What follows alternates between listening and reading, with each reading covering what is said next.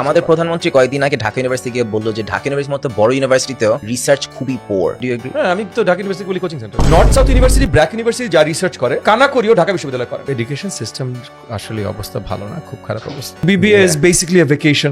BBA এমনি একটা সোজা ডিগ্রি, আর সিএসসি এটা একটা ফ্রি ডিগ্রি। এনিওয়ে, গত 24 ঘন্টায় বহুত কিছু হয়ে গেছে। ঢাকা ইউনিভার্সিটির কোচিং সেন্টার বলার পর মানুষ এতটাই রেজ বেট হয়েছে যে আকাশচুম্বী লম্বা লম্বা প্যারাগ্রাফ আসা শুরু করছে ফেসবুকের মধ্যে। লাইক তুমি স্ক্রোল করবা আর দেখবে একটা একটা করে প্যারাগ্রাফ আসতেছে। আবার ঢাবিকে কোচিং সেন্টার বলা বক্তব্যটা উনি নিজেই কিছুক্ষণ আগে প্রত্যাহার করে নিছে এই ব্যাকল্যাশ খাওয়ার পর। ফ্রিডম অফ স্পিচটা আসলে কোথায় গেল? আরে উনি কিন্তু আরো দুইটা বক্তব্য রাখছে যেগুলো কন্ট্রোভার্সিয়াল ছিল। একটা হচ্ছে উনি বলছে বিবিএ হচ্ছে ভ্যাকেশনাল ডিগ্রি আর সিএসসি হচ্ছে একটা ফ্রি ডিগ্রি, এন্ড এইটা নিয়েও বহুত ব্যাকল্যাশ হয়েছে। এখন জেনুইন কোশ্চেন হইতেছে আসলে কোনটা ঠিক কোনটা ভুল। Trust me, it doesn't matter. And the most sarcastic part is যেখানে এডুকেশন সিস্টেমের গোড়াতেই সমস্যা, সেখানে আসলে কি কারে কেন ডিফেন্ড করতেছে আমার মাথার মধ্যে কিছুই আসতেছে না। যেখানে এআই রেভলিউশনের কারণে দুনিয়ার মধ্যে মানুষের সব জব চলে যাচ্ছে, মেটা থেকে 8,000 এমপ্লয়ীদেরকে ফায়ার করা হয়েছে, যেখানে প্রেডিক্ট করা হইতেছে যে 2030 সালের মধ্যে 50% জব হাওয়া হয়ে যাবে দুনিয়া থেকে, কারণ এআই ওই জবগুলো নিয়ে নিবে। যেটা আসলে প্রেডিকশনে বলা যায় না, কারণ অলরেডি অনেক জব এআই নিয়ে নিতেছে। মানুষের কাজ আস্তে আস্তে ইররিলেভেন্ট হয়ে যেতেছে। যেখানে মানুষ প্রপার ডিগ্রি নিয়ে, এবার এটা ঢাকা ইউনিভার্সিটি হোক, বুয়েট হোক, চুয়েট হোক, কুয়েট হোক,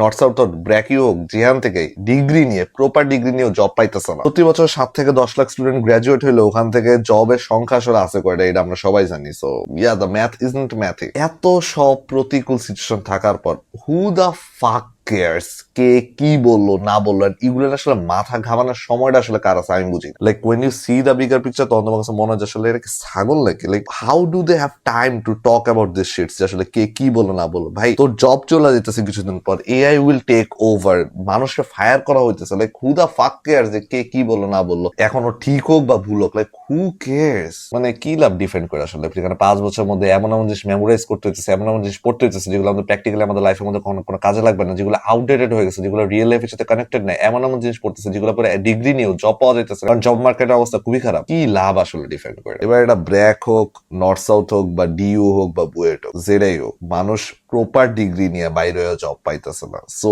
কোন ইউনিভার্সিটি কি করতেছে, কোন রিসার্চ করতেছে না করতেছে, লাইক ইট ডাজন্ট ম্যাটার। যদি এখন পোলাপাইন যদি নিজের ক্যারিয়ারকে নিয়ে ফোকাস না হয়, নিজের লাইফে কি করবে ওইগুলো নিয়ে ভাবানা শুরু করে, আর জাস্ট ইউনিভার্সিটিস এর উপর ডিপেন্ড করে থাকে, ট্রাস্ট মি, যখন আমি বলি খারাপ দিন আসতেছে। আর হ্যাঁ, আমি কিন্তু কারো পক্ষে না, লাইক যে বক্তব্য দিচ্ছে আমি তারও পক্ষে না, আবার Dhaka university, CSC degree, BBA degree, like আমি কারো পক্ষে না, because I think the whole point is meaningless. And আসলে দেয়ার আর থিংস যেগুলো আমাদের লাইফের মধ্যে আরো বেশি কেয়ার করা উচিত রাইট নাও, কারণ আমরা এমন একটা ফিউচারের দিকে আগে যেতেছি যেটা খুবই বেশি unpredictable. Yeah, that's it, it's me আশ, এন্ড এসব ফাউ কন্ট্রোভার্সি ছাড়া অ্যাকচুয়ালি কাজের কাজ কিছু করো। I think that will give you better results in your life.